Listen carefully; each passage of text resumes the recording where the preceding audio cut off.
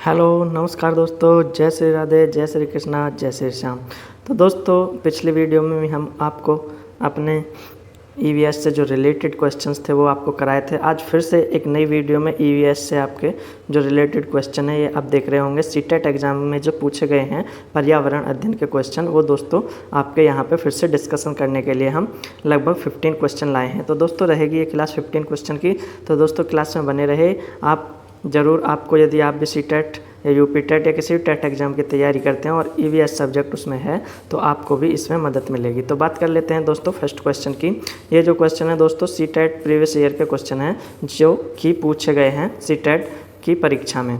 तो दोस्तों सबसे पहले बात कर लेते हैं, पहला क्वेश्चन ले लेते हैं। तो पहला क्वेश्चन लिखा है कि स्लॉथ के विषय में निम्नलिखित कथन चुनिए। स्लॉथ का मतलब दोस्तों यहाँ पे क्या है? स्लॉथ क्या है? एक जानवर है, एक जानवर है जो उसके बारे में कुछ तथ्य दिए गए हैं तो उनके बारे में हमें जानना है। सबसे पहले हम आप बता दें तो दोस्तों स्लॉथ जो है एक जानवर है और ये सबसे आलसी जानवर है, आलसी जानवर है। और बात कर लें तो यह एक किस तरह दिखता है? भालू के जैसे दिखता है। और यह क्या अगर बात करें तो ये लगभग दिन में 17 घंटे सोता है, 17 घंटे सोता है। और बात कर लें तो दोस्तों ये हफ्ते में एक बार मलमूत्र त्याग करने के लिए पेड़ से उतरता है। और बात कर लें तो ये दोस्तों पेड़ पर उल्टा लटक कर सोता है और एक ही पेड़ पर कई हफ्ते तक जीवन ये काटता रहता है। तो अब दोस्तों इतनी बातें बता दी हैं हमने आपको। तो आप इन जो यहाँ पर थ्योरी दी गई हैं, जो यहाँ पे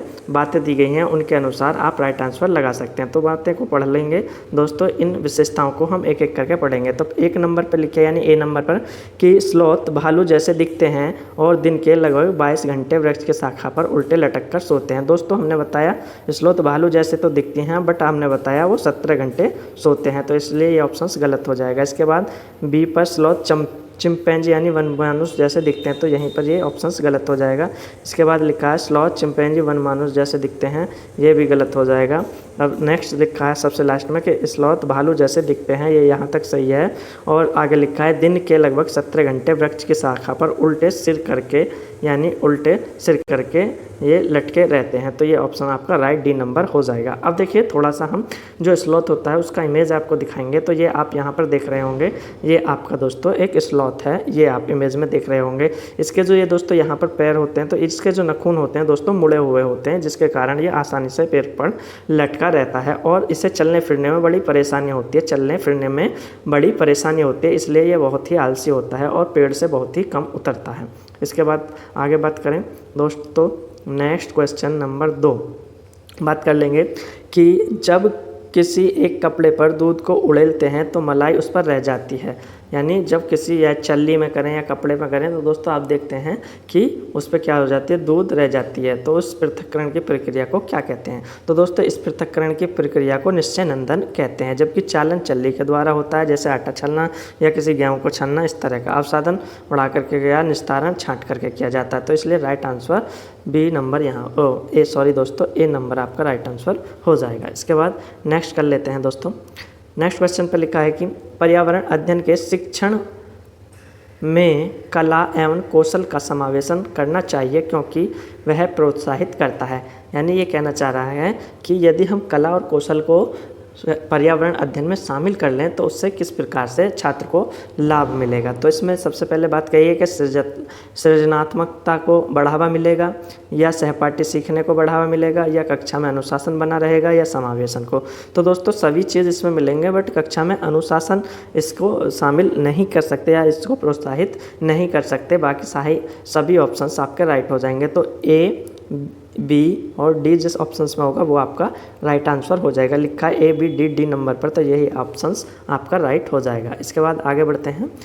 क्वेश्चन नंबर देखिए, थोड़ा दोस्तों जो क्वेश्चन है ये आपके सामने जो दिया गया है इसमें थोड़ा हमें मैथमेटिकल जो है अप्रोच लगानी होगी। तो पढ़ लेते हैं क्वेश्चन में क्या लिखा है कि कक्षा 5 की पाठ्यपुस्तक में दिए गए गोलकोंडा किले के मानचित्र में 1 सेंटीमीटर ज़मीन पर 110 मीटर की दूरी दर्शाता है। यानी कोई यहाँ पर चित्र था, इसमें क्या लिखा था? यदि 1 सेंटीमीटर लिखा है उस पर तो इसका मतलब हो गया 110 मीटर। आगे बात करी है इस मानचित्र में दरवाजे से जमाली दरवाजे की दूरी 10.7 सेंटीमीटर है, यानी 10.7 सेंटीमीटर दूरी है। ज़मीन पर इन दोनों के दरवाजे की बीच की कम से कम दूरी होगी। तो दोस्तों ऑप्शंस हैं किलोमीटर में, तो ये भी हमें किलोमीटर में निकालना होगा। तो सबसे पहले इसे हल करें तो हम वो ट्रिक आपके मैथ की अपनाएंगे कि क्योंकि 1 सेंटीमीटर बराबर यहाँ दिया गया है 110 मीटर, तो दोस्तों 10.7 मीटर में ज़्यादा होंगे, यानी 110 की इसमें गुणा कर देंगे तो आसानी से हमारा आंसर आ जाएगा। यानी क्या करेंगे दोस्तों, आपके सामने ये करेंगे 10.7 जो आपकी सेंटीमीटर थे उसमें 110 मीटर की गुणा कर देंगे। तो दोस्तों यहाँ गुणा करें तो इस जीरो को हटा लेंगे इस दशमलव को दूर करके, तो 11 7 77 और जीरो का 7 का 7 आएगा, 11 एकम 11, तो ये दोस्तों इतने मीटर आ जाएगा। और यदि इसे किलोमीटर में निकालेंगे तो इसमें एक आपको क्या करना होगा, 1000 का भाग दे देना होगा। 1 2 3 जीरो हैं तो 3 अंक पर यहाँ पे दशमलव लगा देंगे, तो ये किलोमीटर में आपका बन जाएगा 1.177 किलोमीटर, ये आपका बन जाएगा। ऑप्शंस 1.177 किलोमीटर आपका बी ऑप्शंस में राइट आपका जवाब हो जाएगा। इसके बाद आगे बात कर लेते हैं क्वेश्चन नंबर 5 पर बात कर लेते हैं दोस्तों। तो क्वेश्चन नंबर आप 5 देख रहे होंगे, लिखा है कि 3 राज्यों का वह समूह जिनके किनारे पर बंगाल की खाड़ी है कौन सा है। तो सबसे पहले दोस्तों थोड़ा सा इमेज हम आपको क्या करेंगे, इमेज ड्रॉ कर लेते हैं। मान के चलो नीचे का जो इमेज लगभग ऐसा होता है हमारे इंडिया का, तो बंगाल की खाड़ी जो दोस्तों इस एरिया में पड़ती है। तो यहाँ पर यदि बात करें तो सबसे ए नंबर पर यदि बात करें आंध्र प्रदेश, तो आंध्र प्रदेश आपका यहाँ पर होता है आंध्र प्रदेश। और महाराष्ट्र की बात करें तो दोस्तों इधर आ जाता है तमिल, इसलिए ऑप्शन 1 नंबर तो कट गया। बी की बात करें ओडिशा यहाँ होता है दोस्तों, केरल इधर होता है, तो बी नंबर भी आपका कट जाता है। और ओडिशा यहाँ पे है, यानी बंगाल की खाड़ी ये है, बी फॉर बंगाल की खाड़ी है ना। तो ओडिशा और आंध्र प्रदेश, ओडिशा 1 नंबर पर है, आंध्र प्रदेश 2 नंबर पर है, और तमिलनाडु दोस्तों तमिलनाडु यहाँ पड़ता है। तो ये ही आपके क्या हैं, इधर के एरिया वाले, ये ही आपके जो है इधर के राज्य हैं बंगाल की खाड़ी की तरफ। तो राइट आंसर आपका सी नंबर हो जाएगा। इसके बाद आगे बात कर लेते हैं, लिखा है कि टूटता तारा होता है कोई एक तारा होता है, धूमकेतु होता है, उल्का होता है, क्षुद्र ग्रह होता है। तो दोस्तों बात करें टूटता तारा एक उल्का पिंड होता है, जो राइट जवाब हो जाएगा। इसके बाद आगे देखिए, ये बहुत अच्छा क्वेश्चन है दोस्तों, ये भी बार बार सीटेट के क्वेश्चन यानी पेपर में पूछा जाता है। तो दोस्तों इसमें भी कुछ एक वृक्ष की विशेषता दी गई हैं, इनके बारे में हम चर्चा करेंगे। तो बात कर लेते हैं खेजड़ी वृक्ष के बारे में, नीचे दिए गए कथनों पर विचार कीजिए। तो खेजड़ी वृक्ष के बारे में थोड़ी सी हम चर्चा कर लेंगे। यदि इसकी बात करें ये कहाँ पर होता है, तो दोस्तों ये होता है आपका रेगिस्तान में। कहाँ पर, रेगिस्तान में ये होता है। और बात कर लें इसकी कि यह कि जल की आवश्यकता से अधिक होती है या कम, तो इसकी जल की आवश्यकता कम होती है। बाकी इसकी विशेषता एक एक टॉपिक पर पढ़ लेंगे जो यहाँ पे दी गई है। बात कर लें, यह वृक्ष मुख्यतः रेगिस्तान में पाया जाता है, बात सही है। इसे उगने के लिए अधिक जल की आवश्यकता नहीं होती, ये भी बात सही है। यह वृक्ष अपने तने से जल संचित करता है, जिसका उपयोग आवश्यकता पड़ने पर कर लेता है। दोस्तों ये जल संचित तने में नहीं करता, बल्कि क्या होता है, जैसे कि ये पेड़ होता है तो इसकी जड़ें जो होती हैं, ये वाली जड़ें जो होती है वो काफ़ी नीचे तक जल लेने के लिए चली जाती हैं, ना कि तने में संचित करता। तो सी नंबर आपका यहाँ पर कट जाएगा। आगे बात करें, इस वृक्ष की छाल का उपयोग दवाई बनाने में किया जाता है और लकड़ी में कीटों का प्रभाव नहीं होता, ये भी इसमें राइट हो जाएगा। ई नंबर पर बात करें, इस वृक्ष में बहुत कम पत्तियाँ होते हैं। दोस्तों कम पत्तियाँ नहीं होती, इसमें अधिक पत्तियाँ होती हैं, इसलिए ये भी गलत हो जाएगा। तो ए नंबर, बी नंबर और डी नंबर, तो ऑप्शन में आप देख सकते हैं ए, बी और डी कहाँ पर है, ए और बी और डी। देखिए यहाँ पे बात कर लेते हैं फिर से एक बार से। ए हमारा सही था, रेगिस्तान में पाया जाता है, और ज़्यादा जल की आवश्यकता नहीं। बी, सी इसका गलत था, डी इसका सही था और ई इसका गलत था। तो इसमें ऑप्शन नंबर ए पर ही ये आपका राइट जवाब हो जाएगा। इसके बाद आगे कर लेते हैं, क्वेश्चन नंबर आपका आ जाता है। देखिए दोस्तों यहाँ पे खेजड़ी का हम वृक्ष का इमेज भी आपके सामने लाया। जैसे कि दोस्तों आप देख रहे होंगे, ये जो जानवर है ये क्या है, कैमिल। और कैमिल कहाँ पाया जाता है, राजस्थान में, राजस्थान साइड, यानी वहाँ पर मरुस्थल होता है। और ये खेजड़ी का वृक्ष है, पत्तियाँ अधिक हैं, और क्या है दोस्तों, इसके जो छाल है इस पर कीड़े नहीं लगते। आगे बात कर लेंगे दोस्तों नेक्स्ट क्वेश्चन पर। क्वेश्चन नंबर आ जाता है 8। यहाँ पर देखिए दोस्तों, इसमें भी कुछ क्या दी गई हैं, इसमें भी कुछ विशेषता ये दी गई हैं, इनके बारे में हम बात कर लेंगे। तो बात करें, लिखा है कि क्वेश्चन नंबर 8 है कि किसी छाल द्वारा नीचे दिए गए कथन पर विचार कीजिए। छात्र क्या कहता है कि मैं जिस क्षेत्र से आया हूँ वहाँ बारिश बहुत कम होती है, गर्मी बहुत पड़ती है, हमारे घर मिट्टी के बने होते हैं, घरों की दीवार बहुत मोटी होती है, इन्हें मिट्टी की पोत कर सुंदर बनाया जाता है, घरों में छत्ते कटीली झाड़ियाँ पाई जाती हैं या उनके ऊपर डाल दी जाती हैं। तो दोस्तों ये सारी आप देख रहे होंगे किसकी ये विशेषताएँ हैं। तो ये चीज़ें पाई जाती हैं रेगिस्तान यानी रेगिस्तान में यानी राजस्थान। तो ऑप्शन आपका राजस्थान राइट आंसर हो जाएगा। इसके बाद आपके सामने आता है नेक्स्ट क्वेश्चन। फिर से लिखा है कि किसी सभा में अपना परिचय देते समय किसी छात्र के कथन पर इस तरह से विचार करना है हमें कि वो क्या कहते हैं कि मैं जिस जगह से आया हूँ वहाँ के अधिकतर लोग सरसों की तेल की पक्की यानी सरसों के तेल में पक्की मछली खाना पसंद करते हैं। यह छात्र किस जगह से आया है? तो दोस्तों आपको बता दें, यदि सरसों को तेल में बनी पक्की मछली की बात आए तो ये आपका हो जाएगा कश्मीर, जम्मू कश्मीर, क्योंकि दोस्तों सरसों का तेल गर्म होता है, उसकी तासीर गर्म होती है, इसलिए यहाँ पर क्या है सरसों के तेल में जो गर्म करके पका करके मछली खाई जाती है। जबकि एक और क्वेश्चन आ जाता है कि गोला के तेल में, गोला यानी कोकोनट, गोला के तेल में यदि बात आ जाए मछली बनी हुई तो वो आपकी होती है दोस्तों गोवा में, क्योंकि दोस्तों वहाँ पे अधिकतर क्या पाया जाता है, कोकोनट पाया जाता है। तो यदि आपसे पूछे सरसों के तेल में तो जम्मू कश्मीर लगाना, और आपके गोला के तेल में पूछे यानी कोकोनट यानी नारियल के तेल में पूछे तो उसे हमेशा गोवा लगाना। तो यहाँ पर जम्मू कश्मीर यानी ये राइट आंसर हो जाएगा।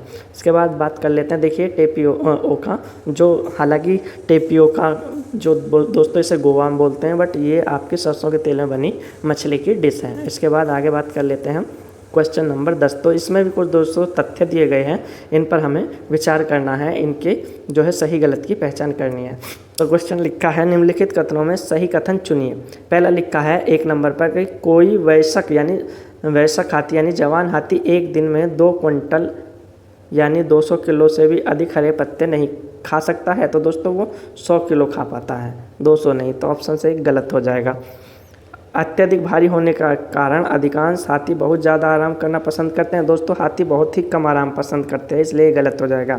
यहाँ तक कि 3 महीने के आयु के हाथी के बच्चे का भार लगभग 200 केजी यानी 2 कुंटल हो जाता है। तो दोस्तों ये बात सही है कि एक हाथी के बच्चे का यदि वो 3 महीने का बच्चा है तो उसका भार जो लगभग 2 कुंटल यानी 200 किलो हो जाएगा।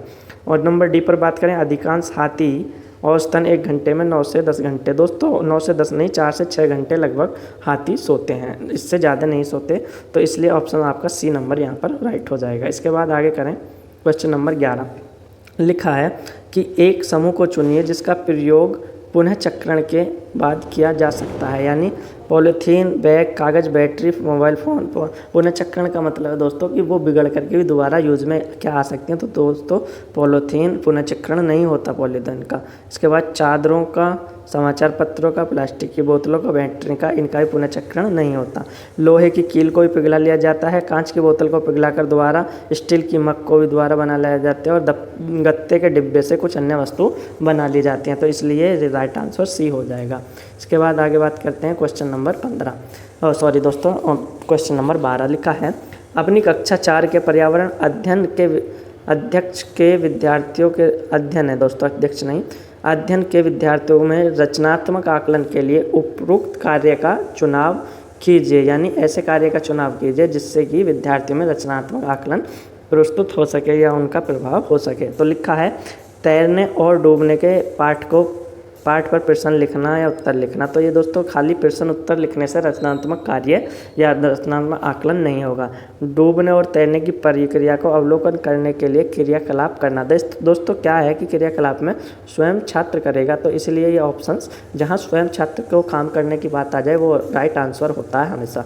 तो दोस्तों ये आपका राइट आंसर बी नंबर हो जाएगा। इसके बाद आगे बात करें क्वेश्चन नंबर 13। तो दोस्तों ये क्वेश्चन नंबर आपका फैमिली से।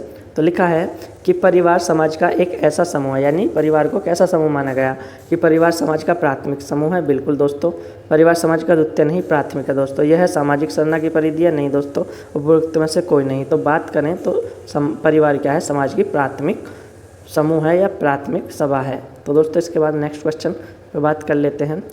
तो बीज ये लिखा है, किसी समाजशास्त्री ने ये लिखा है कि बिजनेस और बिजनेस के अनुसार परिवार क्या है। तो वो कहना चाहते हैं कि परिवार यौन संबंधों द्वारा परिभाषित एक समूह है। दोस्तों ये क्या कहते हैं, ये आपके ये बिजनेस या बिजनेस नहीं कहते, जबकि इसे मैकाइवर एवं पेज कहते हैं। मैकाइवर एवं पेज इसे बात को कहते हैं। यह सामाजिक संरचना की परिधि है, इसको भी नहीं कहते।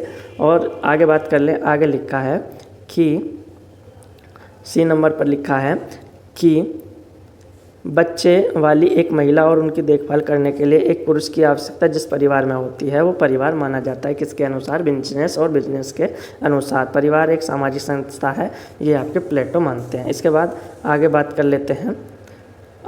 लेते हैं तो क्वेश्चन नंबर 15 यानी लास्ट क्वेश्चन आपका आ जाएगा। लिखा है कि परिवार एक इकाई होता है जिसमें माँ पिता और उनके 2 बच्चे होते हैं। यानी ये कहना चाहता है परिवार एक इकाई है, ये बात तो सही है, तो जिसमें माँ पिता और उनके 2 बच्चे होते हैं। दोस्तों कहीं ना कहीं यहाँ पर ये देखिए, यदि खाली माँ पिता या 2 बच्चे हैं अविवाहित, तो ये किसको दर्शाता है? अधिकतर ये एकल परिवार को दर्शाता है। बट दोस्तों वहाँ पे 2 बच्चे अनिवार्य नहीं हो सकते, बच्चे 3 भी हो सकते हैं और 4 भी। बट होता क्या है कि एकल परिवार में क्या होना चाहिए कि बच्चों की शादी ना हुई हो। तो इसके अनुसार ही इन विशेषताओं या इन तथ्यों पर बात हम कर लेते हैं। पहले नंबर पर लिखा है कि सत्य है क्योंकि सभी भारतीय परिवार इसी प्रकार के होते हैं। दोस्तों ये सत्य नहीं हो सकता, क्यों? क्योंकि दोस्तों भारतीय परिवार ज़्यादातर जॉइंट फैमिली होते हैं, इस तरह के परिवार नहीं होते। बी नंबर पर लिखा है सत्य नहीं है क्योंकि इस कथन में यह स्पष्ट नहीं है कि बच्चे जैविक हैं। तो दोस्तों ये भी आपका गलत हो जाएगा, क्योंकि दोस्तों इसमें ये ज़रूरी नहीं है कि बच्चों की गिनती ही बताई दी जाए। इसके बाद सी नंबर पर लिखा है सही नहीं है क्योंकि परिवार कई प्रकार के होते हैं, केवल एक ही प्रकार के वर्गीकरण नहीं कर सकते। तो यही आपका राइट आंसर हो जाएंगे। दोस्तों कैसी लगी हमारी वीडियो कमेंट करके बताएं। तो मिलते हैं नेक्स्ट वीडियो में, तब तक के लिए धन्यवाद। तो धन्यवाद दोस्तों।